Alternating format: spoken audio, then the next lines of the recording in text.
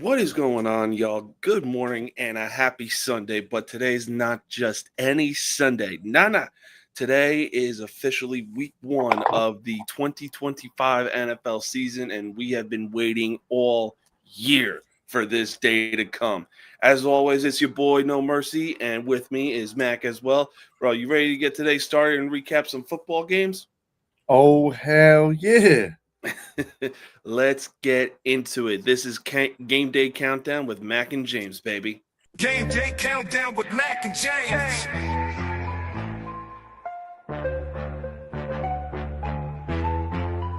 It's game day countdown, round rise and shine. Mack and James with the sports talk line. Big plays, bright lights, teams on the rise. From the first step to the final drive. Big hits, big plays are the highlights. Countdown's on, it's football time. Game day countdown, Mack and James, let's go. Game day countdown with Mack and James. What is going on, y'all? It is Sunday today, and on top of that, it is also time for a few NFL games. But yesterday was just as crazy with some of the college football games that were on. Hell yeah. So I think what do I have? I've got 5 upsets from yesterday that I wanted to talk about. Hell yeah, So let's talk about them, baby. first up is South Florida stuns number 13 in the country, Florida. Yeah, Okay. I did not have that on my I probably should have had that on my list of upsets. So South Florida, a significant underdog, toppled the number 13 Florida in the swamp with a clutch game-winning field goal. Mhm. Florida coach Billy Napier remarked the team was simply not good enough. This marked Florida's first demoralizing home loss to another Florida school outside of Florida State or Miami since Mhm. 1938. Oh my Jesus. So, that was a bad game. That was definitely a bad game for South Florida or for Florida, man. I mean, like you were more than likely the odds-on favorite in that game, and then Oh, for sure. they come into your house, the swamp of all places, another SEC school that where it's just such hostile environment, and you fucking shit the bed. Yeah, again, it's and we talk about this all the time when it comes to football, Mhm. overlooking your opponent. Yep, that's exactly When what you happened. overlook your opponent, when you look past your opponent, you're acting as if this is a W.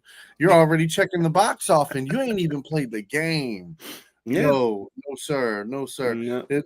But snap back to reality. Hell, I You mean, went from one beating one Alabama to losing to a minor school. yeah, to a school that's like barely even good at football. I mean, All right. hell, one thing I saw was Kansas State paid Army to go there, um, and Kansas State lost. All right. So our next upset is going to be Mississippi State shocks Arizona State That 24-20. that was a crazy one right there. All right. So in dramatic fashion, quarterback Blake Shapen connected on a 58-yard touchdown pass to Brennan Thomas with just 30 seconds left. Fans stormed the field, tore down the goalpost in celebration. Do you think as a Mississippi State fan, seeing your team do this, does it not make you feel like this has got to be the best win that they're probably going to have all season. You're talking about like to beat a ranked team and be a nobody is hmm it's Yeah, I special. mean, yeah, it's Special. definitely Tear that special. goalpost down. This was definitely a good win for Mississippi State, and definitely a good confidence booster for them moving forward. Because I mean, honestly, we all predicted them being at the bottom of the SEC this year. Absolutely. Now I will say this next one that I picked again, when you have a small school going against a bigger school. Okay, Mm-hmm. now Lamar gets the upset. Okay, number 4 South Dakota. Okay, this is a big small deal. Mm-hmm. Just for the simple fact is, again, the size of the schools. Yeah. Okay, there's a difference. Yeah. Lamar delivered a statement win over the number 4 South Dakota. Quarterback Mm-hmm. Robert Coleman overcame an early interception to engineer the go-ahead drive late in the fourth quarter to get the win. That's wild. So not only did this quarterback come back and win the game, I mean, he rejuvenated himself Mm-hmm. after throwing the early interception. I mean, listen. I mean, I know this ain't going to be a storybook ending for him. Okay, no offense. You play for Lamar. Yep. Okay, hey, but this is definitely something to build off of. This is something that, I mean, listen. All I'm saying is, if I'm a scout, I'm checking him out. I'm checking him out. Abs- Absolutely, man. Without question. I mean, South Dakota is easily one of the biggest schools in the FCS, and the fact that Lamar just goes in there and stuns the number 4 team in the FCS is absolute insanity. But I mean, this is honestly the beauty of college football. Yes, no, absolutely. Because I mean, any Hmm. given day with college sports. Yeah. Next up, I have Baylor edging out SMU in double overtime. What I mean, listen. When I talked to my buddy yesterday morning, when I was getting my bets, and I was calling him, talking about, all right, what teams should I need to do? I need to watch on every level of Hmm. college football. And I asked him, I said, Baylor, SMU. He was like, man, SMU is going to run away with that. You're like, that's not even a game to watch. Baylor's only been relevant twice in the last 2 decades. Okay. Turns out he was fucking wrong. That was one of the games to watch. Okay. Hmm. In double overtime, Baylor completed a dramatic comeback from a 14-point fourth quarter deficit and sealed the win in double overtime with a walk-off field goal. I That's mean, beautiful, yeah. beautiful. And guess what? SMU played the prevent defense, the bend but don't break. But what did you do? You broke. You broke. Hmm. At the end of the day, you broke. Yeah, I mean, losing to a school that really hasn't been relevant in the last, it's barely been relevant in the last 2 decades. And the only thing they really had to show for it was the fact that RG3 just came out of nowhere and just casually won the Heisman to doing something like this. I mean, Yeah. So my last game is Ole Miss goes into Kentucky and beats Kentucky. Okay. While Kentucky wasn't ranked like in this SEC matchup, delivered a surprising win for Ole Miss, raising concerns over the offensive consistency for Kentucky. mhm, Me personally, yeah, I would hit the panic button. mhm, Like, listen, we've heard, and we've been on a couple shows here lately together, yep, and then and then again last year, at the end of last year, all through after the playoffs and everything else, we did some shows, and I'm I heard a lot of talk about Kentucky. I heard a yeah, lot of talk about Kentucky, and I'm hmm, sorry. With them losing to Ole Miss right here, like this was their chance to say, you know what, we're here. We're mhm, here. We're here. You're going to respect us. Instead, you got beat by Ole Miss. yeah. Don't I get me wrong. mean, Ole Miss isn't a bad team, mhm, but considering what echelon that they were trying to push Kentucky to in this offseason, especially this offseason, mhm. eh, I don't know. I mean, we were doing a lot of shows leading up to the season. We were saying how Kentucky was basically just going to be like, they're not going to be as good because, like, guys, the only thing you're actually good at is basketball. So stick with what you I know. forget. And I forget. You have Mr. Anderson to keep you guys in a straight and narrow path on that. Oh yeah, but I will say this: despite the fact that they lost, they were putting up a good fight against Ole Miss in their stadium. But I mean, look, Kentucky, like I said, they're only good at basketball. Ole Miss really don't know what to expect since they lost Jackson Dart to the NFL draft. No, yeah, But no. from the looks of it in that game, I honestly it looks like Ole Miss is going to be just fine because Ole Miss's quarterback was putting up a good fight.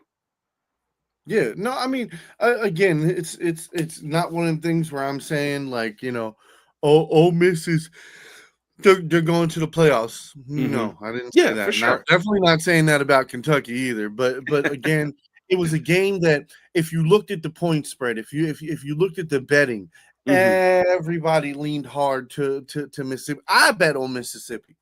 That's fair. I didn't bet on Kentucky. I bet on Mississippi. Yeah, Well, Ole Miss. Ole Miss. Sorry, I'm not Mississippi. yeah. Ole Miss.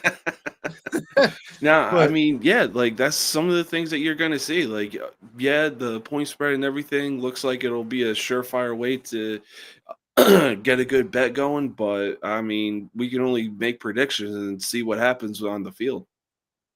yeah, no, I mean for sure. All right. Well, any other college games you want to bring up? I wanted to talk about the upsets. Um, I mean, man, I'll say this. One college game I was watching during the afternoon games was Texas versus who did they play? Basically it was a bounce back game for Arch yeah, Manning it was and a big 13 definitely in like high that school. confidence. Yeah, definitely that confidence booster that he needed after they lost to Ohio State in week 1. And it's like, yo, A, it's his first starting gig as a full-time starting quarterback. B through Z, just because he lost week 1 doesn't mean y'all are going to be like, oh, well, maybe he's not the Heisman candidate we thought he was going to be. Like, he's a No, he Manning. lost to the number one team in the country, the Yeah. defending fucking champs. And Like, he was putting up good numbers too. Don't get me no, wrong. no, no, no, no, no, no. Well, maybe yesterday, but not last week. Last week he was getting shut the fuck down. I watched that whole goddamn game. I was cheering and jumping up and down. Um, Yeah, but I again, mean, like, don't be jumping to those kind of stupid ass conclusions that you think just because he lost to the national champs does like it doesn't mean that his chances of winning a Heisman are immediately down the toilet. Like, come on. yeah, no, for sure. But again, it's one of those things with Manning is you've got to see how he puts this whole year together. You have to Hmm. look at all the different scenarios and the different types of games he's going to be in, because some Yeah. of these games are going to be like game one, where it's Hmm. knockdown, drag out. It's going to be slow. You're going to have to unfortunately, you're going to have to channel your uncle in this one, bud. You're going Yeah. to have to channel Peyton Manning. You're going to have to throw the dip and dunks, 5 yards, 7 yards, 6 yards, 5 yards, 7 yards, 6 yards. Guess what? They help move the fucking chains. Hmm. And the whole thing is, you throw it up deep and what I mean, it's you throw up a 50-50 ball. It's the reason why it's called a 50-50 ball. Yeah. Okay. It's a 50-50 shot. Your guy gonna come down with it, or the other guy gonna come down with it. Okay. Absolutely. But my whole thing is, yes, it's good to see him get back on track. But I am going to bang the table. There's one team that I'm going to talk about, and I'm on the bandwagon. I am on the fucking bandwagon, okay? And I'm usually a Hawkeyes guy, but Hmm. the fucking Cyclones this year, 3-0. They beat listen to me. You have to Hmm. understand, this is going back over 16 fucking years. They have not won in their own house against Iowa. Iowa has beat them every single time they play Iowa at Yeah. their in Ames, Iowa. Okay, not Yeah. Iowa And this City. was Yeah, And they and this did it. was one They of the did it. games where we saw that we predicted Iowa was going to win, but right now it's only downhill from here for Iowa because they're going through a gauntlet of the Big Ten right now, and it's going to be insane for them. It's going to be insane to see what happens with them. Now again, this is Iowa State, the Cyclones. The Yeah. Cyclones are the team this year. Oh They're my yeah. underdog team. I feel like the way they play, because they play well on matchups. Like, Oh, no, yeah. this is not a team that's going to come out and score 70 fucking points. They're not going to need to because they lean heavy on the defense Mm-hmm. and they do just enough on offense to get the first down, to get the field goal, Because guess what? It doesn't matter at the end of the day if you win by 1 point or 70 fucking points. A win is a fucking win, no matter what. Well, speaking of 70-point wins, my God, Florida State, not only do they welcome in Alabama and beat them, what was it, 31-14 in week 1, but they bring in this no-name school and just wallop them by 70-plus points. And I was like, dear God, guys, are you that pissed after last year? I mean, look, don't get me wrong. I would be too after a 2-10 season, but Did you see damn, Ohio State? yeah, that was even Ohio State crazy. to Grambling State? Mhm. 70 plus points, 0 points against. Like, woo! I mean, honestly, some of these games were exactly what I was expecting, but the one thing that I was really looking forward to was the fact that University Louisiana Monroe had the chance to do the funniest, craziest thing of all time and send Alabama to an 0-2 start to the season. But we all know how that worked out. Yeah. But, Oh, all right, ladies and gentlemen, college football talk is now over. We are now finally talking about the NFL. mhm. So we'll recap the 2 games that has already came on. The first game was the Cowboys versus the Eagles. Yep. And honestly, that game was exactly what I thought it was going to be. I'm going to be honest with you. I was pleasantly surprised with the Cowboys first half of the game. Mm-hmm. Second half of the game, I mean, it was all defense. It was all defense.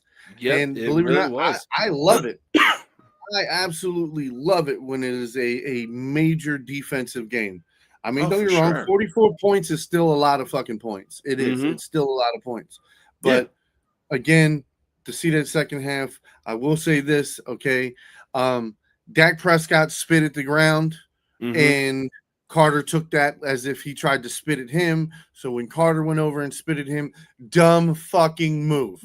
Dumb Very move. dumb. I don't care. I don't care if Dak spit on you and got away with it. You don't spit back on a motherfucker. You don't do that shit. You remember Pumpkin in New York from fucking Flavor Love?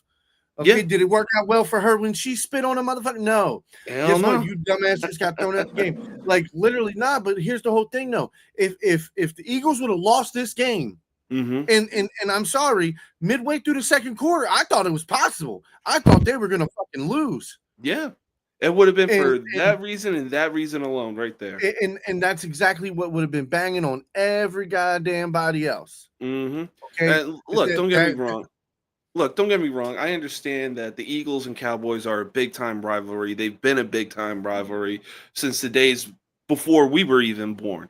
But at the same time, like, you're at home, your rival is coming to town, but you cannot by any means necessary be doing some stupid shit like that and spitting on people, especially with the refs right there.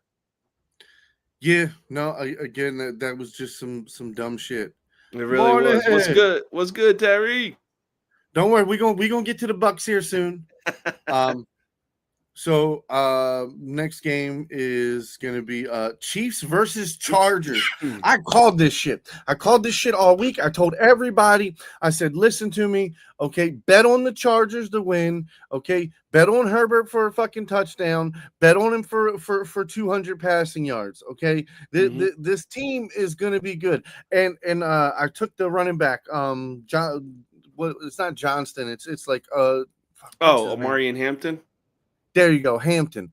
So take Hampton for 35, 40 yards. You know what I mean? Now I took him for 30 yards. So he pulled that shit by halftime. Yeah, he really did. And so again, it is beautiful. This Chiefs defense is not what it was. Mm-mm. Okay. Simple fact is, Spags put it out there. He put it out there. He tried to blitz he tried to blitz the safeties. He tried to blitz cornerbacks, and some of the blitzes worked. But guess what happened? Herbert kept throwing just in the nick of time. And that's all you have to do. Anticipate the blitz. You know the blitz is coming. Mm-hmm. So boom. I know this guy's blitzing. Throw the short route. Get the ball out. That's Mm-hmm. it. That's it. All you're gonna do is get the ball out quickly. Are you kidding me? Yeah. Because guess what? No offense. That interior line doesn't scare me like it did 2 years ago. Yeah. Plus, they're It not does. getting help from the refs anymore. Like we saw what had happened. Yeah. And I will say this. But blatant is blatant. Blatant is blatant. Yeah. Okay. It really is. Hear me out. No. They missed like 3 other false starts. Mm-hmm. I'm just telling you, they did. Okay. And Kelsey was one of them. Kelsey was one of them. And he took that step back and then went like that, looked down, and then got back down and played it off like he didn't. He 100% jumped on that snap. But I regress, whatever. The whole thing is you've seen it. Okay. They're having an issue. They're having an issue on offense right now. All right. That's my biggest thing. And this is the problem. This is the problem. You move away from so much old school shit. Now everybody's new school. Everybody's doing the same shit. If your starters don't play in a fucking preseason game together, how the fuck are they gonna gel? How the fuck are they gonna stay? Like week 1 is your fucking your throw up game. That's what you did. That's what you did. And then to add insult to injury, after y'all playing like shit for the first half of the game, you come out at halftime late. Then Andy Reid stands there, holds him back, makes him wait even longer, then says something to the team, and then finally lets him go and walks as slowly as his ass can to the sideline to then delay even more. And it's just like to add insult to injury, this is why you lost. This is why you lost. You were unprepared. You knew you were traveling. You knew all the things that were ahead of you, and this is what you did. I'm sorry, but this is a big division rivalry. Yeah. Okay, it should be, and you guys treated it like it wasn't, and you fucking lost. Yeah, well, I think it goes back to what you said about overlooking your opponent and everything. I honestly think that the Chiefs were, in a way, somewhat just overlooking the Chargers because they felt like they were just going to get the win no matter what, thinking that the refs were going to side with them. And it's like, look, Jim Harbaugh, he's doing good as an NFL coach because he actually has a team with talent. Don't get me wrong, he had that in San Francisco, but things went downhill after that Super Bowl loss. But no, he left. He left because he didn't want to deal with their bullshit, and he wanted to go back to college because Michigan was calling. His dream job called him. Yeah, absolutely. That's why he left, and then that's why, what was it? Navarro Bowman and the rest of the guys that stayed there, kind of felt bad for them guys. But I mean, it was just like it was one of them things where it was like I can stay here and try to come back and win the Super Bowl, or I could go take my dream job and I can coach my dream school. This is my school. I'm going to take my dream job. And that's what he did. Well, he got his dream job. He won him a championship. There's nothing more that he could have done there. Exactly. And then, especially, he wasn't facing no suspension. I would take my ass back to the NFL. I ain't going to deal with none of this bullshit. I'll be back in 5 or 6 years when I'm done with the NFL. I'll come back and coach. Yeah, and then next thing you know, the Chargers they got their franchise guy being Justin Herbert. They got, unfortunately, Joey Bosa isn't on their defense anymore, but they have Derwin James. They got a solid team, and the second that Harbaugh saw the opening, he was like, all right, bet Michigan, deuces. Yeah, so on to today's matchups. The first one I have up here on the schedule is the Dolphins going into Indy to play the Colts. Who you got? So that one, I can't believe I'm actually saying these words, but I'm actually going to go with the Miami Dolphins. So long as they still have Jalen Waddle and Tyreek Hill. And look, the only time Tua is actually going to look good because I keep saying this dude spends more time on his back than a freaking porn star does because he's got so many concussions throughout his career. But on top of that, Indianapolis is just an absolute dumpster fire because they gave up on Anthony Richardson. On top of that, they bring in Daniel Jones, who was mediocre at best when I was watching him play for the New York Giants. And instead of paying Saquon Barkley, they paid Daniel Jones. So I don't know what Indianapolis has got going on right now, but probably the only time I'm actually going to be picking Miami because it's like, look, they got two of the best receivers in the league, and it's the only time that two is actually going to look good. All right, so I'm going to say this. All right, so I disagree with you there. Okay. The majority of his injuries has been coming when he's ran out of the pocket trying to run down the field, and instead of sliding properly, he's taking hits. Mm-hmm. That's why two of his major injuries have come from doing that. Yeah. So I get what you're saying. I get that he pisses you off because he is such a great talent that he should be more in the playoffs. He should have more. Mm-hmm. He should just have more of everything. Yeah. Mm-hmm. I'm with you. I'm going against the Colts. Okay, I'm going against the Colts because this is the first healthy Miami Dolphins team that we've seen in a year. Literally, probably since Tua got paid. No, but essentially, this is what I'm saying is last year at this time, week one, Miami was going to. Oh my God, they're going to be phenomenal. They're going to be phenomenal, and they were. They were really good for like the first 8 weeks until Tua got hurt. Yeah. Okay, and so I'm telling you, their defense is healthy again. Mm-hmm. Okay, so they got Phillips back. They got Zeiler back. They got there's another guy. But regardless, so everybody's supposed to be healthy. This was looking like a good, possibly playoff team last year before the injuries. Yeah. So the way they stack up, like don't get me wrong, the Colts defense is going to show up. The Colts defense is going to show up. The problem is, okay, that Colts offense, it's hard for me to say they're going to put up points. I'm sorry, Daniel Jones couldn't put up points with fucking Malik Neighbors and fucking with Slater or Slayton, whatever. Slayton, yeah. And on top of that, he had a prime Saquon Barkley. Again, and that's the biggest piece that he had was he had a guarantee almost 5 yards every time he handed the fucking ball to him. The only thing is every 2 or 3 plays you do a play action and you hit a guy 5, 7, 8, 10, 15 yards down the field. That's it. Yeah. That's all you have to do. I'm talking about you are averaging less than 20 throws a game, my boy. Mm-hmm. Yeah, it should have been bread and butter. Here's how I knew his career was over in New York. When it was the Monday Night Football game last year when Tommy DeVito made his first full-time start, and we're like seeing his family, we're seeing his agent, we're seeing all the memes on social media, and with this same goddamn cast, Tommy DeVito leads the Giants down the field for a walk-off Monday Night Football win. I was like, okay, Jones is cooked after this. This kid, this is a third stringer, born and raised in New Jersey, and this kid just delivered the Giants a win. Yeah, no, for sure. And then he just goes on a Linsanity run, which was so much fun to watch. So I'm taking the Dolphins. I'm gonna go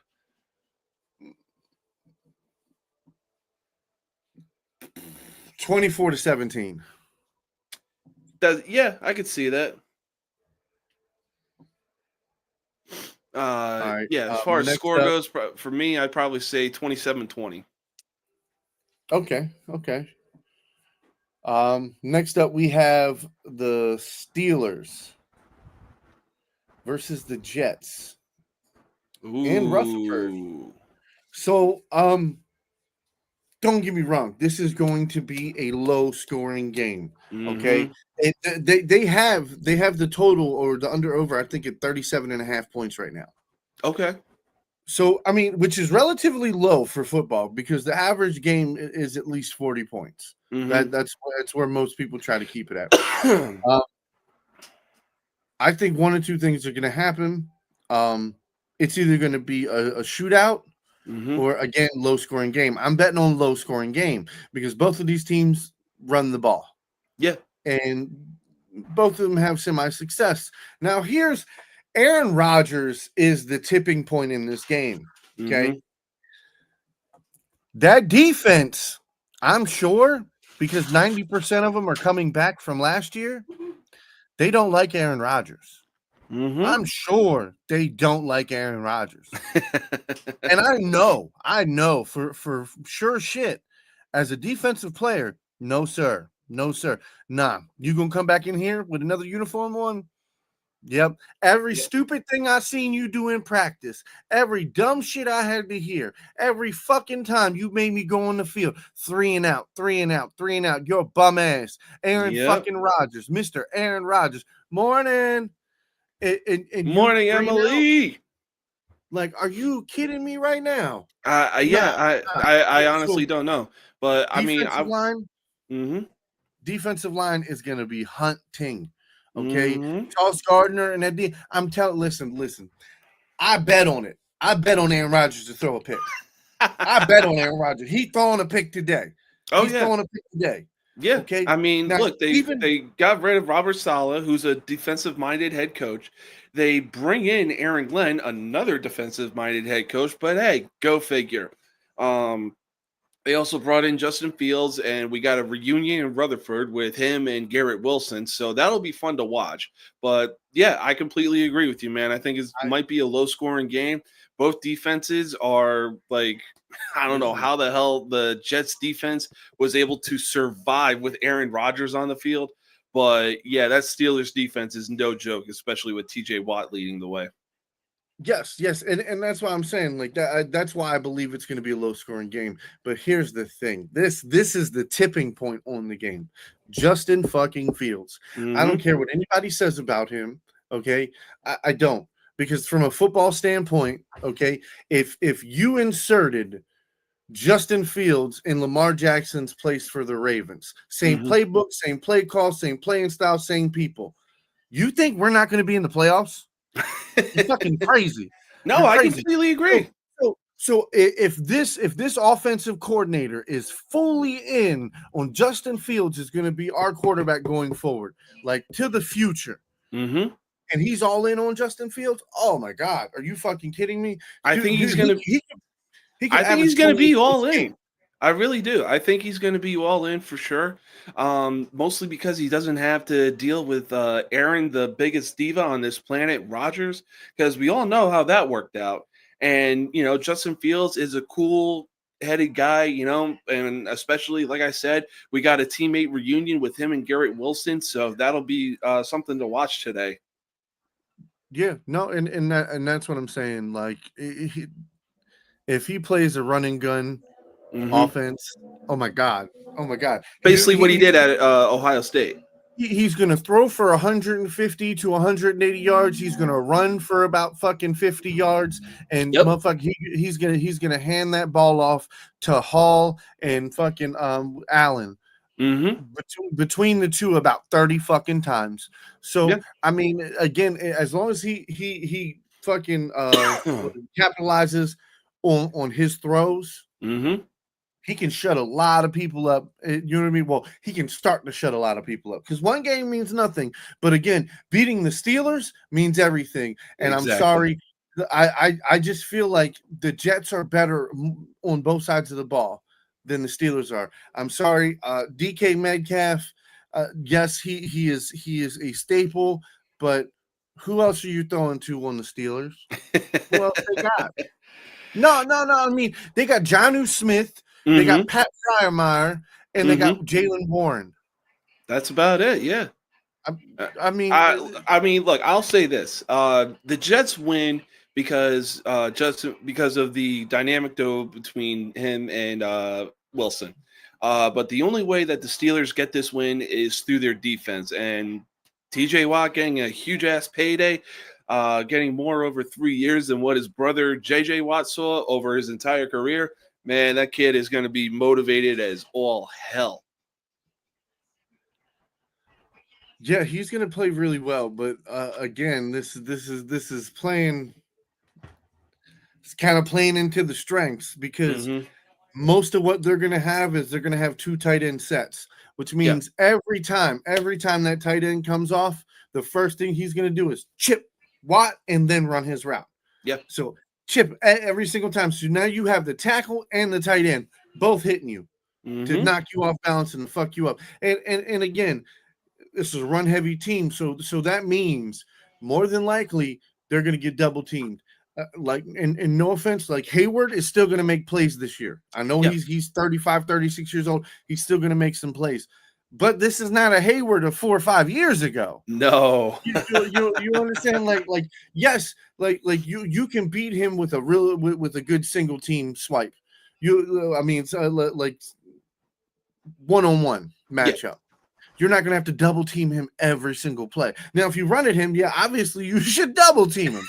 But again, it's knowing where to go, how to do all this. And these guys think about all of this, and they put all of this into action.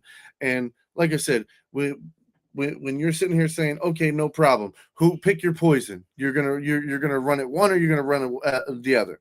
Mm-hmm. Oh, fuck TJ Watt. Unless I'm doubling TJ Watt, I'm not running it TJ Watt. Yeah. You understand? So then you run at Hayward, and then you run up the middle to bust between the two. Like, again, there's ways around it. And I think as long as the Jets start their running game, Mm-hmm. everything else is going to flow through. Mm-hmm. I've got the game. I've got the Jets winning. I got the Jets winning. What is it? 24-7. Yeah, 24-17. I don't know. Like we said, it's definitely going to be a defensive heavy game, but I could honestly see like probably 13-10 or something like that. Okay. Well, I'm again for me when I'm sitting here thinking, I'm thinking the Steelers are going to score those 2 touchdowns in the third quarter. They're going to feel like they're going to come back, and then it's going to be 14-14 in the third quarter, and then Jets are going to go score a touchdown. Steelers are going to go down. They're going to get just close enough to kick a field goal. They'll kick a field goal. Jets will get the ball, run the clock out. Fair enough. That's just how I see it happening. Mm-hmm. Next game up, we have the Panthers going to the Jacksonville Jaguars. Ooh, this is a bold move. So for Jacksonville, saying that they're gonna have Travis Hunter playing both sides of the ball this season. I mean, he will. He'll play slot corner, and he will play outside to slot receiver. Yeah. I mean, like I said, don't get me wrong, it's a bold move, but at the same time, it's also like, do you want to win football games, or do you want to run this kid into the ground the same way that Jerry Jones did with Ezekiel Elliott? So on the other hand, I have this to say, okay? Look at Bo Jackson, look at Deion Sanders. They played 2 sports, and sometimes 2 sports at the same time. Yeah. So if these guys can do this, can do that type of stuff, and my whole thing is, and again, let's look at basketball players. If basketball players can play multiple games a week, you know what I mean? Like, what makes this not possible? What makes this hard to fathom that this guy, like again, he's got a high motor. We've seen him do it all in college. Yeah. So understanding that he has a high motor. It is not like, every other play he's sitting on the sideline, hands on his hips. You know what I mean? Yeah. Like, it would be different if that's what we saw, because then we'd be like, no, don't do that. Don't do that. That's honestly my biggest concern for today is, like, after probably halftime, at some point we might see him on the sideline, hands on hips, heavy breathing, drinking every single water bottle he can find in sight. But my whole thing is, he's not going to play every down on offense. Okay. You understand that, right? They have so much, like as far as offensive talent, they have Thomas Jr. Who's the other wide receiver that they got? I'm drawing a blank. They got Strange and no, I'm mad because I can't remember his dang name. Jaguars. Let's see. They got Brian Thomas, Dyami Brown.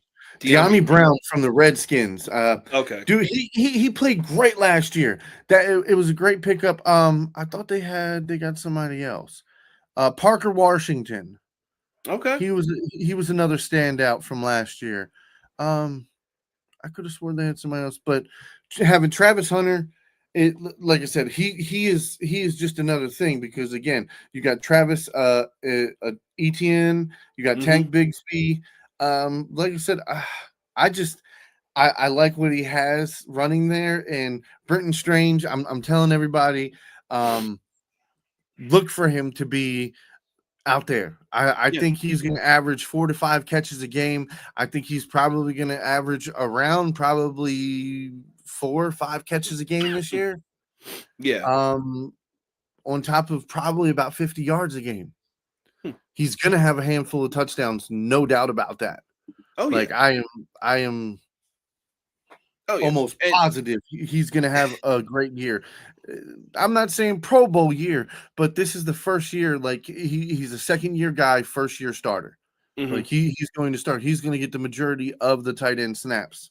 like So he's for going to me, produce the numbers that you would expect him to produce for. You said it's his first full time start. yeah.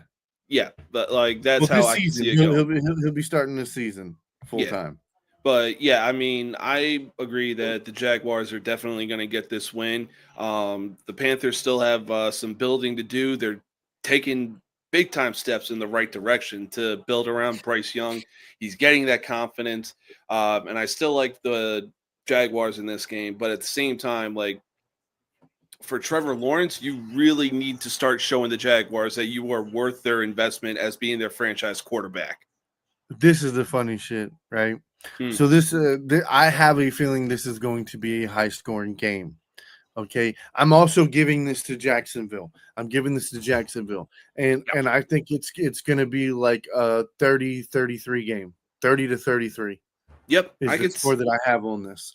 I could see Because that. it is. Bryce Young is going to come out and he's going to be gunslinging. He's going to be running. He's going to be moving and shaking. Yeah. The offense is going to be moving. The problem is on both sides is the defense. Like Jacksonville has a couple more players, like they have key players on defense that Panthers do not have. No. The Panthers are very, I'd say, mediocre on defense. I'm not going to say they suck because again, this is week 1. Okay, we have no clue how well this defense is going to gel. Yeah. So with that saying, again, I think it's going to be 33-30, high scoring game. Give me Jacksonville. Yeah, I completely agree. High scoring game. Giving Jacksonville as well. All right. Next up, we have the Cardinals going into New Orleans to play the Saints.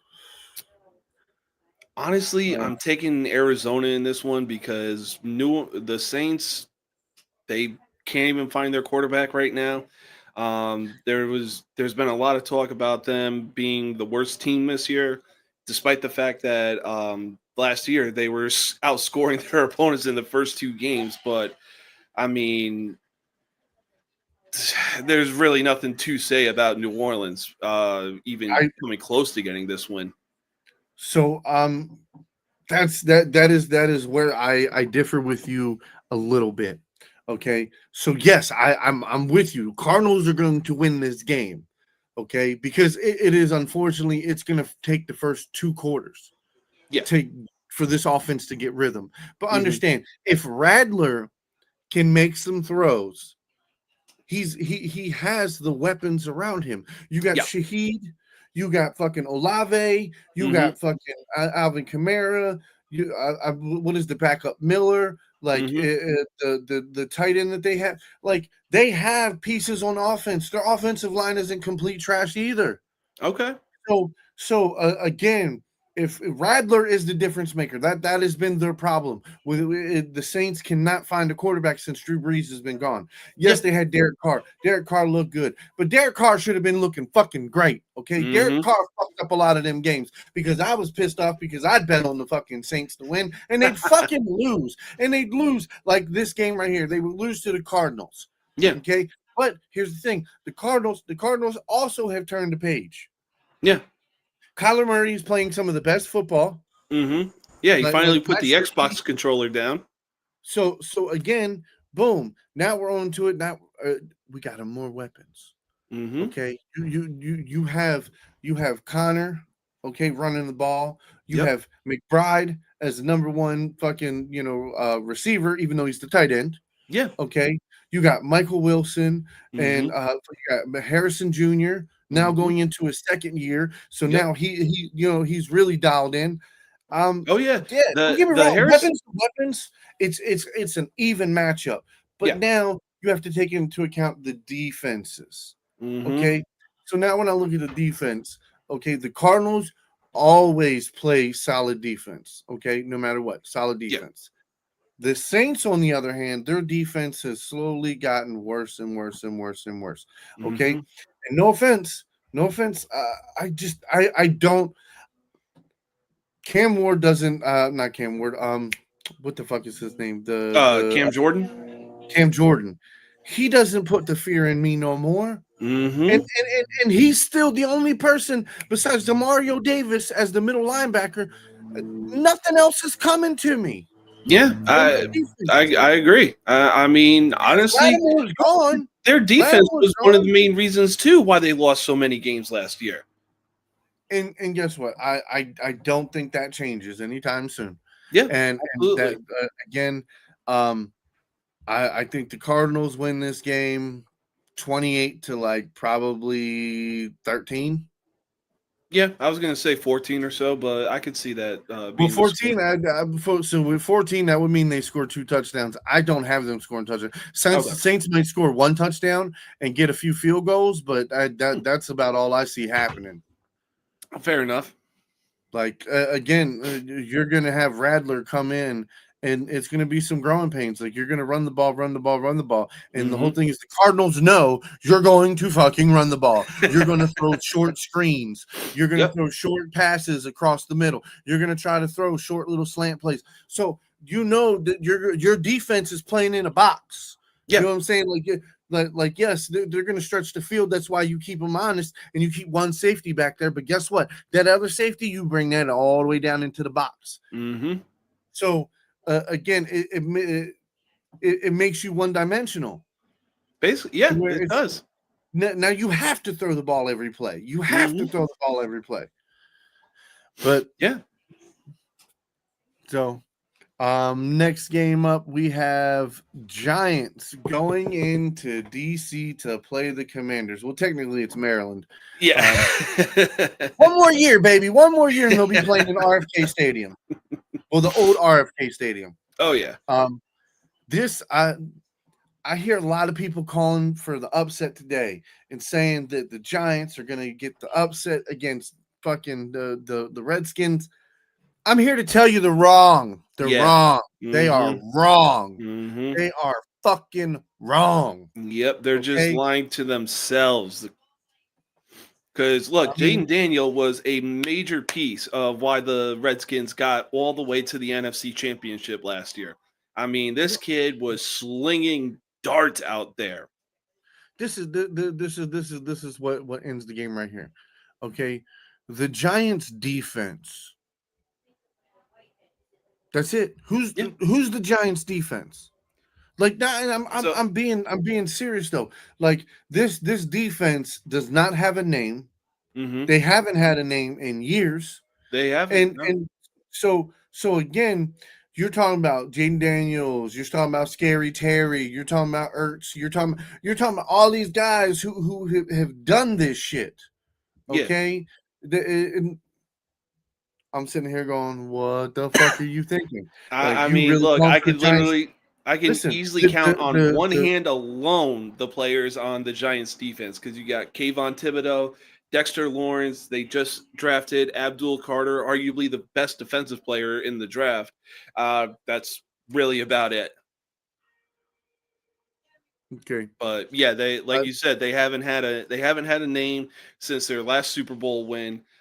They haven't been able to do anything on defense, and right now they're the only thing that might keep them in the game is Russell Wilson and the offense. But that's why I'm like, I don't think it's gonna happen, Skeeter. Yeah, because I listen. I watched he played for the Steelers last year and try as hell as he might. You know what I mean? Like this is not the Russell Wilson of 10 years ago. Yeah. Okay, this is 2025, Russell Wilson. Yeah. Okay, No, absolutely agree. and I'm sorry, against this Commanders defense, Mm-hmm. nah. No, hell. Marshawn Lattimore and all that shit. Yeah. That No, that's. safety they got back there, man, are you kidding me? Bobby Wagner, motherfucker. Mm-hmm. Like that's what I'm saying. They are set at every level. They Okay, really are. Yeah. Are they going to be a top 5 defense? No. Okay, but are they going to be top 10? More than likely. Yeah, top 10 defense. I could see that for this team. And especially considering majority of their games, they're not going to be playing from behind. They're going to be playing from ahead. So which means what? Their defense is going to is going to go back and you're going to do cover 3. You're going to play man cover 2. You like it's all safety. All safety nets. We're gonna stop the pass. Stop the pass. That's all we got to be worried about. Stop the pass. And Washington has always done a good job at drafting defensive linemen. Yes, they always have. Mm-hmm. They always have. So again, the defensive linemen they had Chase Young and Montez Sweat on the same defensive line. Exactly. And guess what? Got rid of both of them and was still doing damage. Because the whole thing is, yes, before Jay McDaniel, like, yes, they had shitty offenses, and that's why the defenses didn't look great. But now you give them a quarterback that keeps them off the field, and guess what? They're going to keep putting the offense back on the field. They are a good defense. They play well together. They're going to build off of what they did last year and improve this year. Again, score-wise, I'm going with the Redskins. I'm going I want to say like 34-10. Yeah, that's reasonable. Listen, is reasonable. Dart will play in this game. Yeah. Dart will play in this game. But yeah, I mean, look, I will say this about the Redskins. They, like you said, they've always been good at drafting defensive guys. And there was like about a solid year or two stretch where they had Taylor Heineke as their quarterback. And they were actually doing good, but they didn't have their quarterback. And then all of a sudden, entered Jaden Daniel. They found their guy. They got their franchise guy. If Daniel can keep producing the numbers that he produced last year, oh, he's getting a fat-ass contract. Yeah. I mean, he's going to be taken care of. All right, next up. Hey, here we go, Terry. We got the Bucks going into Atlanta to play the Falcons. Let's go. This is going to be an awesome game, and honestly, might determine. It's like I don't want to, compare apples oranges, but this is essentially like a Game 1 World Series kind of thing. Like this will set the momentum for whatever team wins this game, and who's going to control the NFC South. Having said that, I honestly think that the Buccaneers are going to win this game because they are just loaded at the wide receiver position. They got Bucky Irving, who had a hell of a year last year, and on top of that, we could also see Mike Evans break Jerry Rice's record for 12 straight 1,000-yard seasons. Yes. I am very much with you on that bandwagon. Again, in the Falcons, I feel like the Falcons are definitely building. They're building. My problem is there's a big question mark with Penix. Yeah. I have a big question mark with him. Robinson. Who's going to show up? Yeah. You know what I mean? Is it going to be the good one, or is it going to be the 15 yards in one game one? Yeah. You know what I mean? Like I'm just saying, and that's what worries me with the Falcons, because they have London, and they have Pitts, and they have Robinson, and they have Algier, and like they've got a good team. The offensive line ain't bad. The defense isn't bad. It's not like they have a solid team. They just gotta find a way to bring everything together and produce on the field. So I'm gonna take the Bucks in this game. Okay. And I'm only taking the Bucks because of Baker Mayfield. Baker Mayfield is why I'm taking the Bucks. Okay. Because I don't believe in Penix yet. I don't trust Penix yet. I haven't seen him do enough for me to be like, yes, this guy can come in here and can beat a decent team.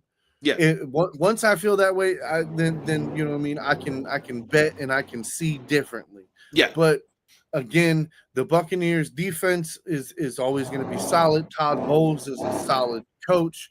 Yep. I think the ball continues to roll. Unfortunately, I do not see the Falcons taking this win. I'm taking the Bucs. I'm taking the Bucks too. Plus, so long as the Bucks still have that menace to society on the front line, being Vita Vea, they're just cruising. Because that Yeah. man is a offensive lineman's worst nightmare right there. Listen to me. Hear me out. Haloti Nada 2.0. Ooh, okay. That's what he is. That's what he is with the picks. He picks the ball off. He get in the backfield, run stuff, and motherfucker chase motherfuckers down. You be like, 350 pounds ain't supposed to move like that. No. Okay, it ain't supposed to move like that. Oh my god! Like I was watching him, and I'm like, dude, you are not supposed to be this mobile. Yes, sir. It's scary, ain't it? Next game up, we have the Bengals going into the Browns. Here's my upset special of the day. Really? Yes, I have the Browns winning this game. The Browns defense is going to be top 5 this year. Okay, top fucking 5. Don't get me wrong, Bengals offense top fucking 5 too. But hear me out. I'm betting the Browns defense is going to be able to stop them at least 3 times in this fucking game. Guess what? I don't think the Bengals defense can stop the Browns offense 3 times. They wouldn't be able to stop a nosebleed. They got nobody on defense. Again, and as soon as that motherfucking that whistle blows and the game starts, guess what? The fucking Bengals lose their first round pick.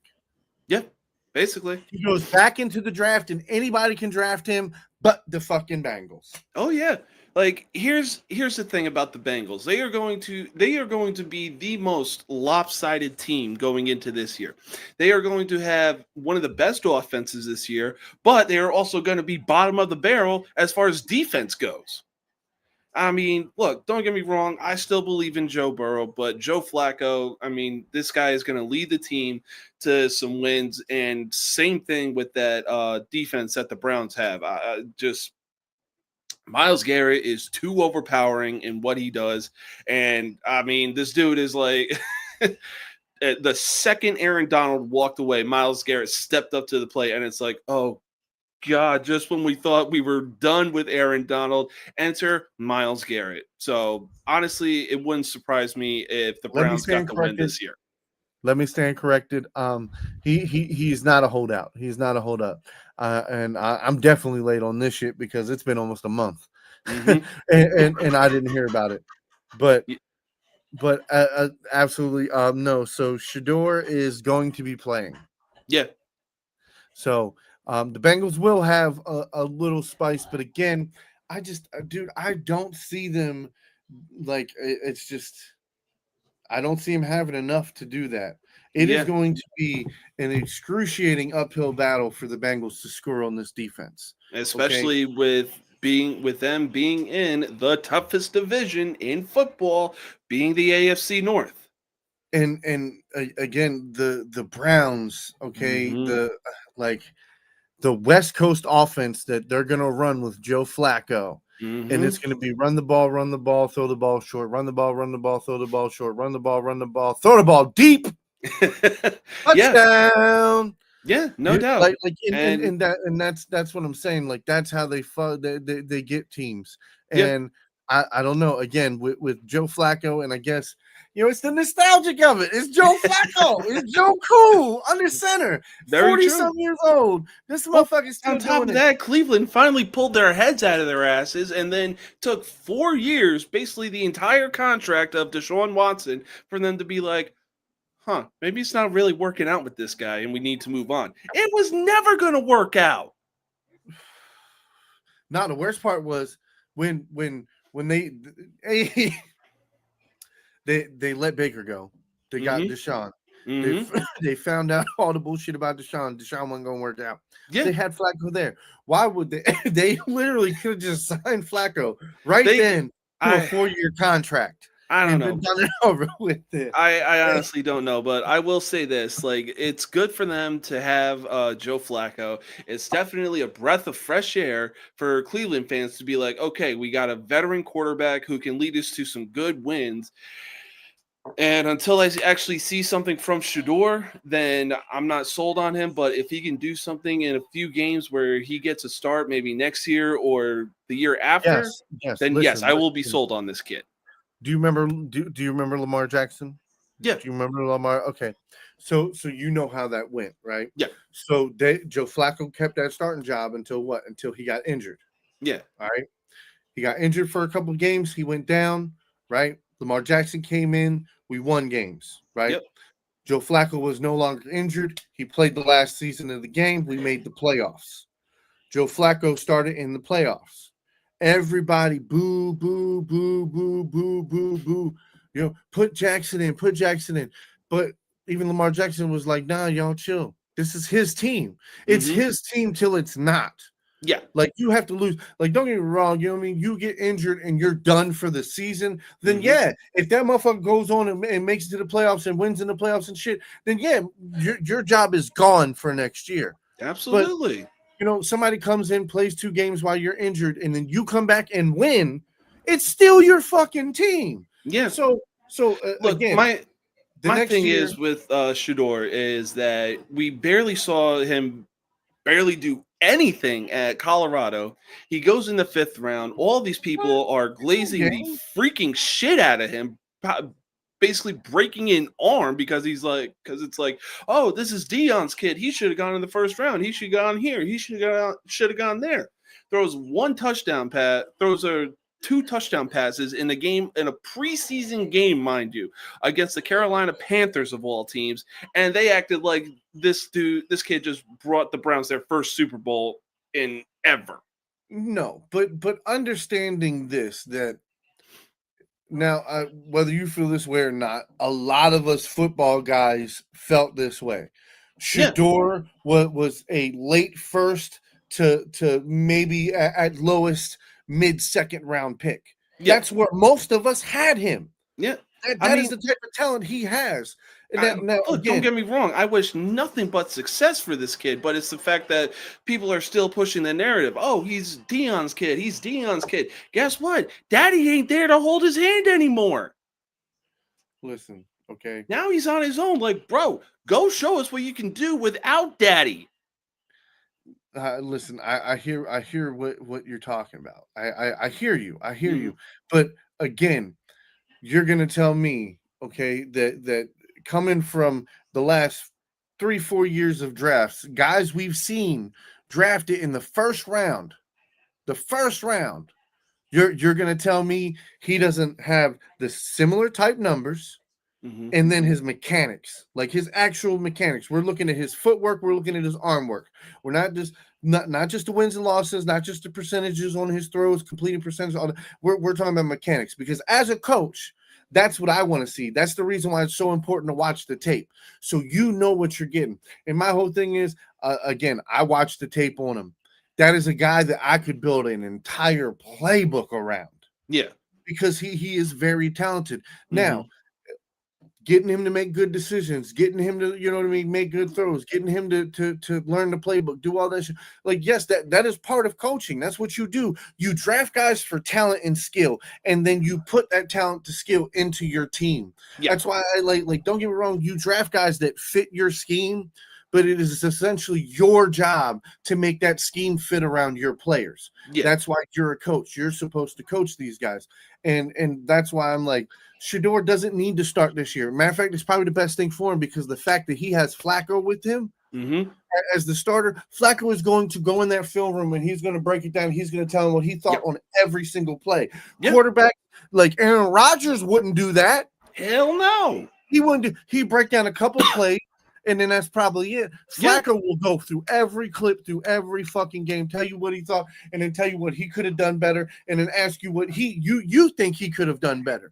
He's the type of guy who's going to take criticism and he's going to give criticism. He's going to be your best motherfucking friend when it comes to that shit. Yeah. Versus a lot of other guys in the league. Again, and it's just another reason why I'm taking the fucking Browns. This team is going to be behind Flacco because he's behind the team. He's not a me, he's a we. Yeah. Look, I you know what? The more that you think about it, the more that it makes sense of the Browns being upset against the Bengals because, like we discussed, the Bengals have no defense, but they do have a solid offense. So we'll see how that goes. I guess that offensive line looks trash. True. the only thing they have are T. Higgins, Jamar Chase, a few running backs, and then Joe Burrow. Yeah. So you're taking the Browns? Yeah, I'll take the Browns in an upset. Sweet. All right. Next up is the last 1 o'clock game. We have the Raiders going in to New England to play the Patriots. I mean, Foxborough is always going to be a tough place to play. And on top of that, ever since they drafted Will Campbell, don't give me that look. The wife's looking at me like, who are you going to pick, dear? And honestly, I got good things about this Patriots team because of the mentality that Will Campbell is going to be bringing to that offensive line. Like, he's got that do-or-die attitude, and I honestly think that he's going to make Drake May look like freaking Tom Brady because he's willing to die for his quarterback, and he's like 10, 15 yards downfield. If May does like a screen pass or hands the ball off, he's still blocking. The Raiders have a solid team, but sorry guys, I'm going with a spoiler and picking the Patriots. Okay, so do you know the two studs that they have on the Raiders defensive line? You have Wilkins and Crosby. I'm sorry. Like, I listen, my last name is Campbell. You know what I mean? I'm with the Campbells, but unfortunately, not today, sir. Not today. Hey, look, their head coach is Mike Vrabel. Josh McDaniels is back as offensive coordinator. We see what he can do as an offensive coordinator because Lord knows he couldn't fucking do anything as a head coach. This ain't Tom Brady, motherfucker. This is Drake May. Okay? This ain't a star-studded fucking cast of motherfuckers. Like, think about who you went and picked up Diggs. That's your name wide receiver. That's your name. Your name wide receiver is Diggs, okay? Old ass Diggs. Okay, now don't get me wrong, Polk and the other guy, Thornton Hill or Thor, whatever. Like, okay, they got Hunter Henry. You know what I mean? Like, he ain't bad. They got Henderson and the other Stevenson. Rookie. Yeah. They got the Suns, but again, this is a very mediocre team. The defense is mediocre. Like again, and with the Raiders, the same thing with them. Like their offense is very mediocre to good, but again, they have Bowers, they have Genty, you know, they got Geno Smith who makes good decisions. Yeah, okay. When you actually put a good team around him, looking your way, Jets. so I mean, like there's a couple weapons there. Don't get me wrong. I don't think this is going to be a very high scoring game. I think this is going to be like 14-21. Yeah, I could see that kind of score. But I'm giving it to the Raiders. I'm giving it to I'm sorry. I'm giving it to the Raiders. That defense on the Raiders is what moves me. When I think of the Patriots defense, nothing really moves me to say, damn, oh shit, you got to watch out for that guy. No, I mean, I'm just keeping it real with you, brother. Yeah, no, I know. And for me, defense wins games. Because if you can stop somebody from scoring and you can score, you win. So the whole thing is, I don't give again. Like I don't care if you win by 1 point or fucking 20 points. it doesn't matter. My whole thing is, I'd be happy if we won every game by 3 points all year long. Very true. Game tied, fourth quarter, 30 seconds left. Boop, Loop hits the field goal. Defense gets one good stop. Clock's done. We win. Yeah. You know what I mean? Like, I have no problem with that. I mean, really, that's how the majority of our games do go. But, you know, as unfortunate as that is, you know, I'm taking the Raiders. What say you? Yeah, like I said, I'm still gonna go with the Pats on this one. They're in Foxborough. We all know how insane Foxborough gets, but I'm yeah, as far as the score goes, yeah, I could see it being 14-21.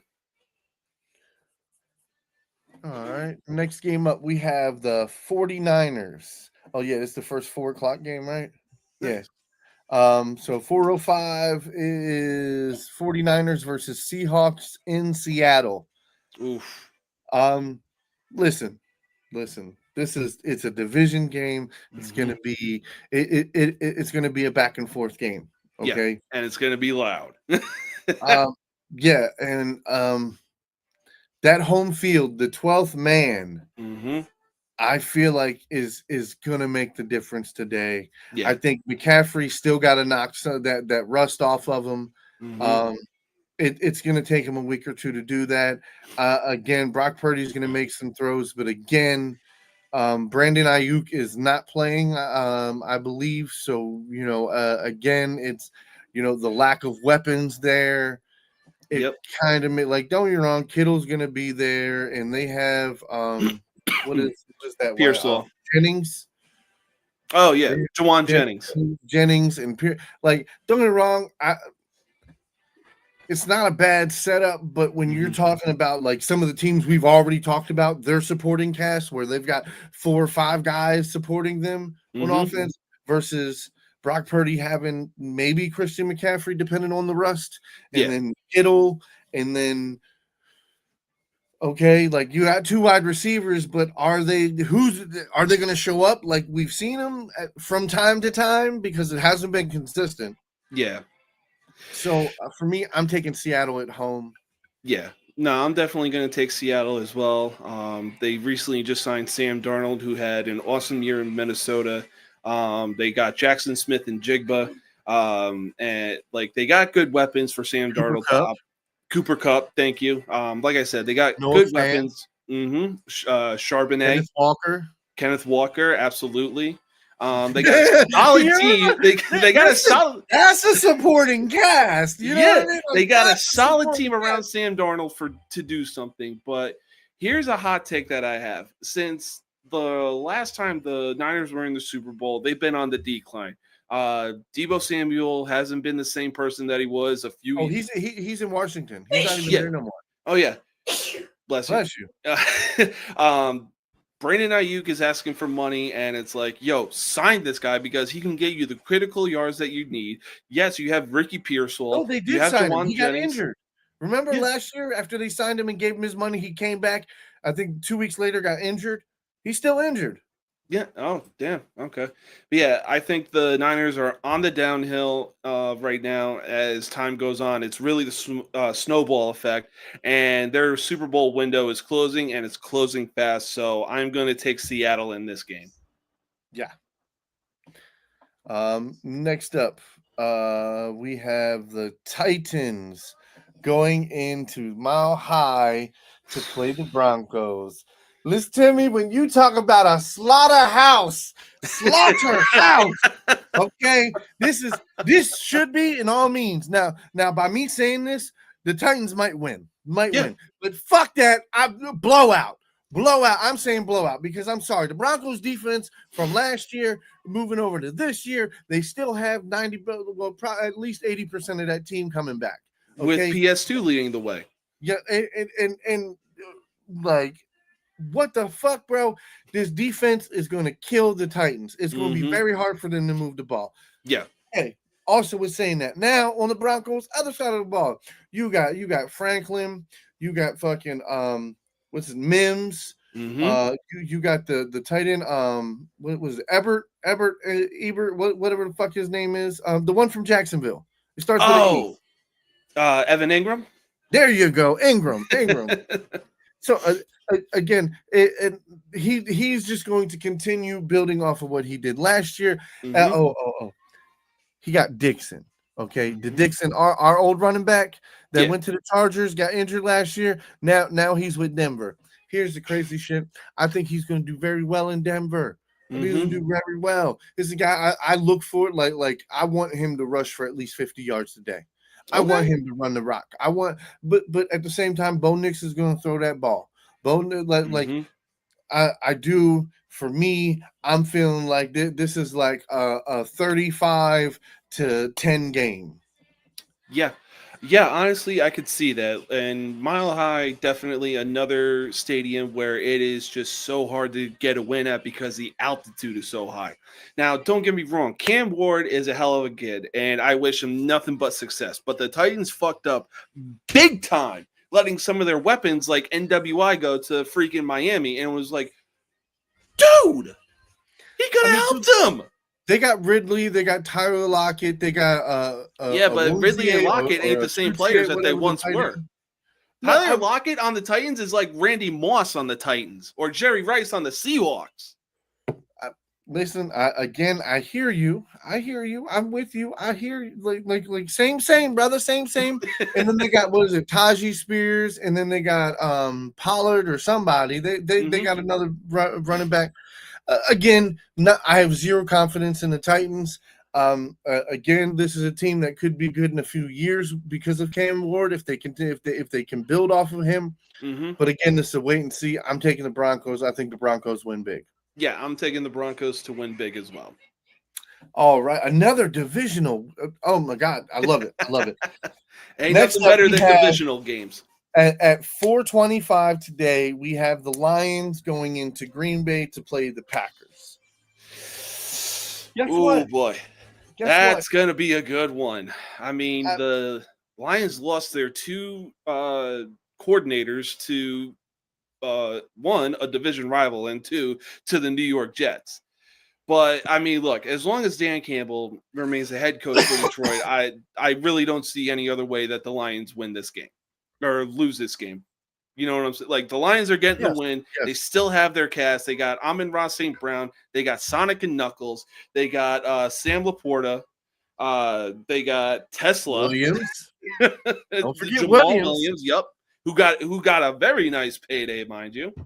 Two bookends. Mm-hmm. Their offensive line to boot, like their offense is top 10 all day. I will call it right now. They'll finish the season top 10. Yeah. Okay. And their defense is just as crazy. On top of that, Aiden Hutchinson is coming back this year. Thank you. Aiden Hutchinson, Jack Campbell. Mm-hmm. Again, what is that cornerback's name? And then the Kirby Joseph. The big safety that they have. Oh shit, I don't know. I draft him every time in Madden. That's how I know. I can't remember his name. I know his face as soon as I see it, but I can't remember his name. Oh, okay. But yes, no, I'm taking the Lions here. I think the Lions go into Green Bay and get the big upset. Yeah. I mean, I don't know about a big upset. Like, yeah, you could consider it. Green Bay's the favorite right now. On all betting lines, Green Bay's the favorite. Okay. So that's why I'm saying they're the underdog in this. Okay. Which is exactly crazy because you think that people would be like, nah. Yeah. You already know that Dan Campbell is going to take this game personal and be like, oh, we're the underdog? Bet. We haven't changed a goddamn thing. Let me show you why. We're more than likely still the favorites. Shut up. Fucking all he does is that. God. And yeah, Campbell's just going to go out there and be like, yo, let me show you why we are still who we are. Absolutely. All right. Next up, we have the Texans going to LA to play the Rams. This is the last 4:25 game. Oh, man. Honestly, I'm going to have to take the Texans in this one. Like, the Rams, I think, are relying too heavily on Matthew Stafford. They got Devontae Adams, who is really starting to age right now. And it's like, yo, bro, you got to go somewhere where you know you have a chance. Like, yeah, you were good in Green Bay, but now it seems like you're doing the Aaron Rodgers method and just team hopping until you find a team that can do something for you. So I have this game 28-31. I have the Texans winning. The Texans win because their defense gets that one last stop. They get them the ball back. They drive down. They kick the field goal. They win the game. Yeah, and as The long as Rams Will, defense yeah, is that's the difference maker in this game. The defense for Rams is not that good. But hear me out. The reason why I'm telling you that the Rams will score, around 28 points is because the Rams offense is that good. Okay. So you have Adams, you have Puka Nacua, you have Higbee, you have Williams, you have Stafford, you have a good offensive fucking line. Okay. Like you have guys that can make plays. Okay. So now adding to that, the Texans. I mean, you now have Nick Chubb. Okay, you have Nico Collins. You have Malechi. You have fucking what is the other wide receiver's name? I'm fucking forgetting. But again, you have a multitude of guys. Same thing. Both have weapons. Yep. So that's why both teams are going to score. But again, the Texans defense is the difference maker because they have Hunter, they have Anderson, Will Anderson. Jr., they have, but again, they have the linebacker. Why can't I remember his name? But they have cornerbacks, they have safeties. Like the defense on the Texans is probably going to be middle of the pack. It's going to be around the 15th, but but again, this is still going to be a good defense. I'm not saying they're going to keep them only 1 or 2 scores. I'm telling you that the Rams are still going to score, but they're going to get some key stops. Yeah, they're going to force some 3 and outs. Yeah, and that's going to be the difference maker in this game, and that's why I'm taking the Texans. Yeah. I'm taking the Texans too. They got a very young team right now, and they got CJ Stroud, who's definitely going to be a difference maker offensively. But I really don't see how the Rams defense could really stop like the multitude of weapons that the Texans really have on their side of the field. Yeah. So Sunday Night Football, the last game of tonight. Let's go. Ravens versus the Bills. So, again, my team representing. We're going into Buffalo. And this is a revenge game for us. Revenge game. We beat the brakes off of them last year during the regular season. Went there, and we stunk it up a little bit. We had some fuck-ups. So with me, it's kind of like, I'm taking it personally. I take that shit personally, especially considering the fact that Allen got the fucking consolation prize MVP. Yeah. So my whole thing is like, I heard people saying, "Oh, he did the same thing with less guys," but it's just like, let's be honest.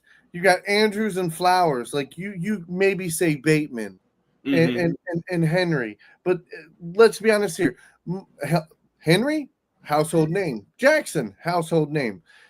Andrews might be a household name. Flowers starting to become, but that's it. You got 4 guys with an offense. Our offensive line, dog shit. Dog shit. Okay? Lamar Jackson running for his motherfucking life. All right? I don't know why we paid Rodney Stanley. We should have shipped his ass out of here.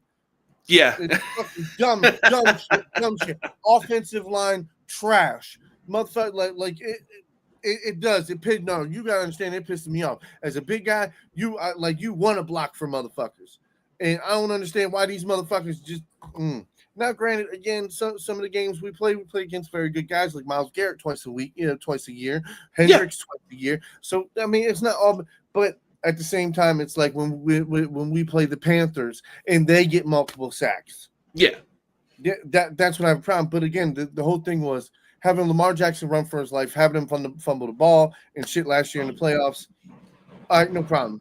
I'm telling you, they're going to run the ball. Lamar Jackson's going to run the ball. I look for Lamar Jackson to have over 50 rushing yards. I look for Derrick Henry to have over 70 rushing yards. I mean, shit. Justice Hill is going to have at least 2 receptions. Lamar Jackson's still probably going to throw for 150 yards. Yeah, that wouldn't surprise me, honestly. Dude's got a freaking cannon. Listen, I'm just telling you, whatever passing yards he has in the first 2 quarters is pretty much all the passing yards he gonna have. Okay, because unless by some miracle the Bills are able to score multiple times in the first half, which I'm sorry I don't see that happen. I see him score one time in the first half, and that's it. They might score in the second half one time. No, again, we taking this personal. Our defense has gotten better. Like our second string guys and a few of the first string guys that we played in the preseason shut teams out for quarters at a time. Damn. So again, the Redskins didn't score until we had our fourth and fifth string guys in there that most of them wind up getting cut. Jesus. You understand? Like seriously, and so it's just like seeing all this, watching why we're known for our defense, especially now we stand on business when it comes to defense. So again, I think our defense is going to wind up playing lights out this year. Okay, we got Malik Starks, okay, now playing in the backfield. We remember what he did with Georgia last year. Yeah, most definitely. So again, I'm sitting here like, yeah. Now we got a true pass rushing guy who has production. Mike Green out of Marshall. Okay, and don't forget we got Van Noy. Okay, as a pass rusher, we got Away, we got Ajabo. You know what I mean? Like we have plenty of pass rushers sitting on the side. Like we're just gonna keep rotating them. And then Ngagwe, don't forget about him. Oh, absolutely. So again, knowing who we have, knowing that we have a rotational defense, we have guys at every position. Okay, we got Smith in the middle of it. Okay, and understand that we got Marlon Humphrey, we got Nate Wiggins, we got what's his name from Green Bay, their number one wide Alexander. We got Jair Alexander. Yeah. Hamilton. Shit. Listen to me. I welcome any and that's why I'm saying, like, you can sit here. I'm going to tell you, like, yes, they're going to kick a couple field goals and they're probably going to score 2 times. Okay, but they ain't putting up 28 points on us. Like, I don't see that happening unless our defense completely shits the fucking bed, which I don't see happening. Yeah. We have too much skill and talent on all 3 levels of our defense. Yeah. It doesn't make sense. So yeah, I mean, I see no reason why Baltimore should be losing this game. I mean, they didn't rebuild; they just reloaded and basically brought everybody back.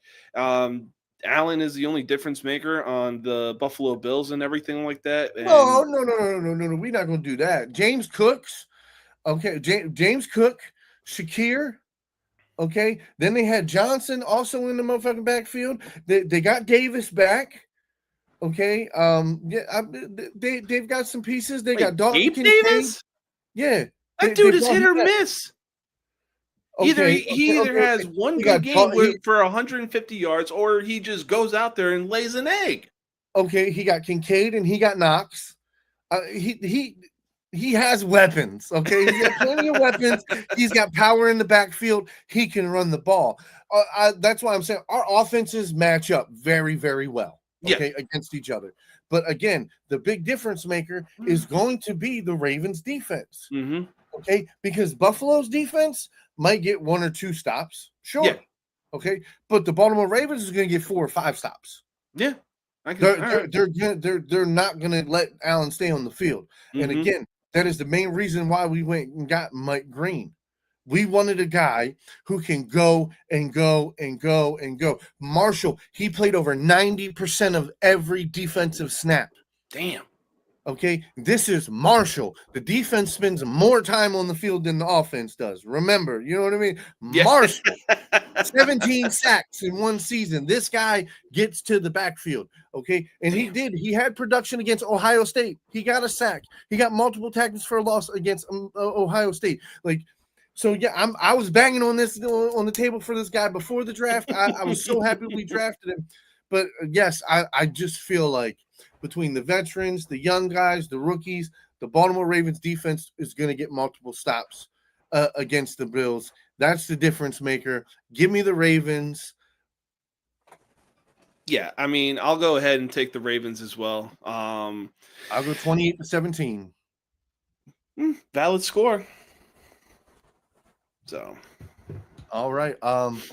Last game for the week, which will be tomorrow night, Monday Night Football. We have the Vikings going up against the Bears, a divisional game. Goddamn. yeah. Listen, mean, no offense. A game I just do not give a shit about. I mean, all right. So here's my thing. I honestly think that Chicago is definitely going to take this game. People are talking about, yeah, JJ McCarthy is going to be starting and everything like that. But I mean, the Vikings really went out and brought back Adam Thielen from Carolina after trading him there, just so he could help build up JJ McCarthy's confidence. And during the entirety of the offseason.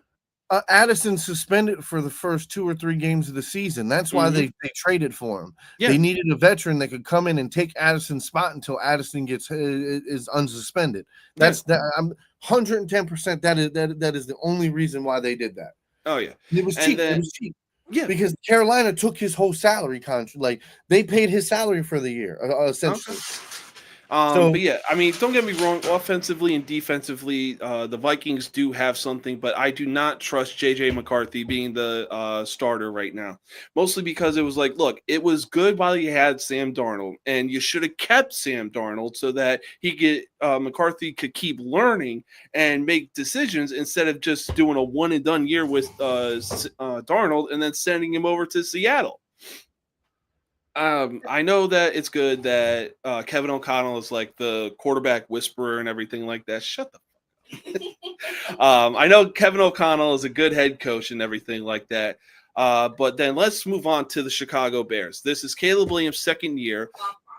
They went out and got everything that they needed to get for this kid. So right now, the one thing I'm seeing is that this kid has no excuses for whatever happens. They still have Rome Odunze. They still have DJ Moore. They still have DeAndre Swift. They finally vamped up the freaking offensive line after Justin Fields was running for his life for the last 4 years. And then after Kmet? 1 year, say what? Don't they got Kmet? Yeah, they got Cole Kmet too. Ain't that crazy how Kmet had like 600 and some receiving yards with Justin Fields, and then turn around the next year, barely I think he got maybe 300 yards. I don't even think he got 300 yards last year. Because, again, the offensive line was trash, and Caleb Williams was holding on to the ball for too long. The only difference was Justin Fields doing the same thing? Yes, but he was actually running forward and throwing the ball forward, not running backwards looking like a dumbass. So, but honestly, though, I'm going to have to go with Chicago in this game. I think Ben Johnson makes Caleb Williams look good. The offensive weapons that they have is definitely going to be doing something. The only thing that really stands out is the Vikings still have Justin Jefferson. So, in a way, this could be a shootout kind of game. Very much so. I'm looking like don't get me wrong. I have no dog in this race. I could give a shit less about this game. But the defense on the Vikings is what is the question mark other than the quarterback for the Vikings. So I will also take the Bears. But again, I have zero faith in Caleb Williams.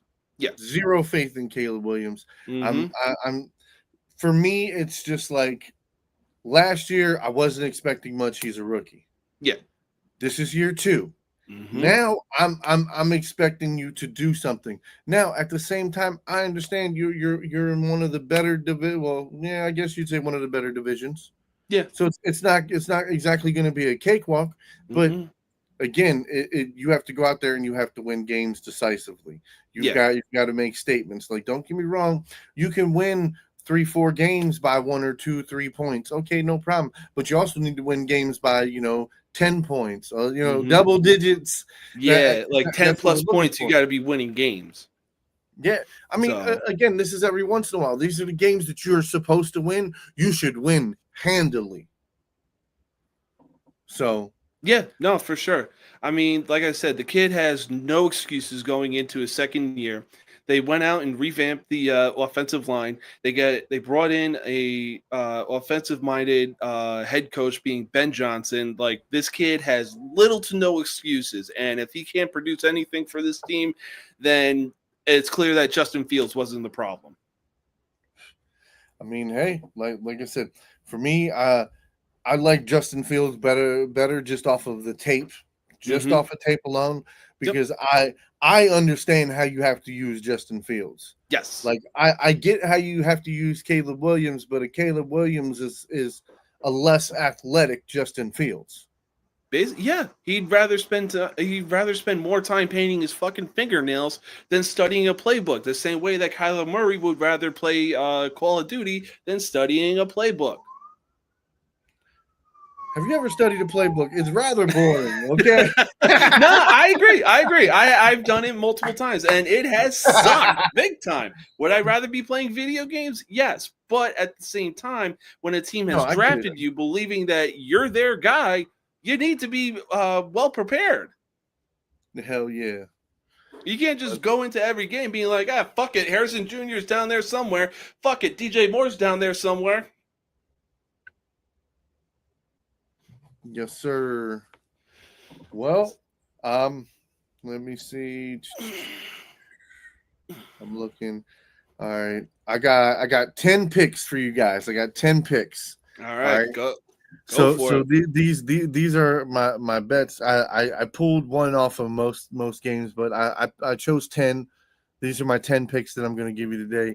Bijan Robinson with the Falcons. I'm taking for 60 rushing yards. Okay. So Bijan Robinson, 60 rushing yards. Right. Next up, I have Jamar Chase. I'm taking Jamar Chase for 60 receiving yards versus the Browns. Okay. Right. Next up, I have Tyreek Hill.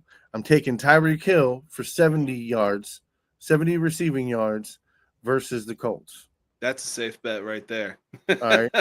Number 4, I'm taking Trevor Lawrence for 200 passing yards versus the Panthers. Should be easy. That should be easy. Yeah. So number 5. Now, I battled with this one a little bit, but I still took him. Chris Olave, I'm taking him for 60 yards versus the Cardinals. Nice. All right. I know they do a lot of dump off throws, and with Radler, you're going to want to get the ball out of his hands quickly. Yeah. Again, it's the Cardinals defense, so it's not like they're playing, top 5 defense. Cardinals are going to be good, but if he can play well, there should be no reason. Chris Olave is going to be one of his number 1 targets. He's going to be moving around, and I feel comfortable with it. Next up, we have Garrett Wilson with the Jets. I have him with 60 receiving yards. That's another safe bet. So, again, he's going to have 3 or 4 catches. I think he can stretch the field well. Again, that is the problem with the Steelers. Their back end to middle is usually, what's the worst part of their defense, I would say.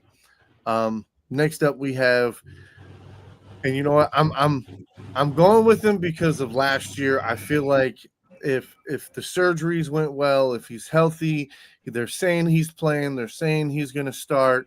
I'm taking Christian McCaffrey for 70 scrimmage yards. So that's rushing and receiving. I'm taking him for 70 all-purpose yards. Yeah. Well, hopefully he shows up. Okay. So number 8, I am taking Lamar Jackson for 225 all-purpose yards. So that's passing and rushing yards. Wow. 225. Right? That's a bold pick right there. Not really, because he's going to run the shit. It's week 1. He is going to run the fuck out that ball, my boy. That's true. That's true. I want to be bold and say Lamar's probably going to run closer to 100 yards than 50 yards, but I don't want to be too cocky. And like I said, he's going to throw for so my minimum, he'll probably throw for 130 to 150 yards. So that's what I'm banking on. As long as he throws over 100 yards and he rushes close to 100 yards, I should be solid. Oh, for sure. So yeah, Lamar Jackson, 225 all-purpose yards. Number 9, we got Amon St. Brown with the Lions. I'm taking him 65 receiving yards. Again, should be easy. Jared Goff is going to get to him at least 3 or 4 times throughout the game, if not more. He big run after catch guy. Oh yeah. Pick number 10. Okay, last pick is we have Puka Nacua for 60 yards. Okay. All right, so we're taking Puka Nacua for 60 yards versus the Texans. Again, they have a good defense. They have good linebackers, good front end. Puka Nacua, it doesn't matter what cornerback is on him. He's going to eventually get a couple breaks. He's going to make a couple plays. It's what he does. I'm taking him for 60 yards. He averaged almost 80 yards a game last year, and then some. He averaged even more than that. But where his actual average was last year, so I'm going 20 yards under his average. I'm feeling like him and Devontae Adams and Williams and Higbee. Like it's just going to be a rotation of who's open. And Stafford gets the ball out quick. He's a vet. So those are my 10 picks. Again, run them down. Bijan Robinson, 60 rushing yards. Jamar Chase, 60 receiving yards. Tyreek Hill, 70 receiving yards. Taylor Lawrence, 200 passing yards. Chris Olave, 60 receiving yards. Garrett Wilson, 60 receiving yards. McCaffrey, 70 overall scrimmage yards. Lamar Jackson, 225 all-purpose passing and rushing yards. Amon St. Brown, 65 receiving yards. And Puka Nacua, 60 receiving yards. Those are my 10 picks for this week. I have them locked in. I will double check them. So at the beginning of next week's show, we will go over did we hit? Did we miss? What's going on? You have our picks, ladies and gentlemen. It was wonderful being here with you, brother. I can't wait to do this. Do your show Friday, and then we'll be back here next week. So Hell yeah. Check in with us. You know where to find us. On YouTube. We're on every platform with Facebook, YouTube, TikTok, Instagram. Like, we are on all social media platforms. We're always here to have fun, make picks, make some spicy picks for that matter too. And obviously, look, some of these teams and players do need a reality check, and on top of that, it's like, yo, y'all not getting off that easy just because, like, you know, people on ESPN or FS1 are being like, oh, it's okay, baby. Like, no, y'all need a fucking reality check, and we're here to provide that. But hell yeah, man. I'm about ready to go start the grill up and throw some wings on the grill, man. Hell yeah, I'm saying here. I'm about to get pregame going. Let's fucking get it. Football is back in the best way possible. Thank you, everybody, for tuning in for the first episode of Game Day Countdown with Mack and James. We'll see y'all Friday. Peace. Peace. Game Day Countdown with Mack and James.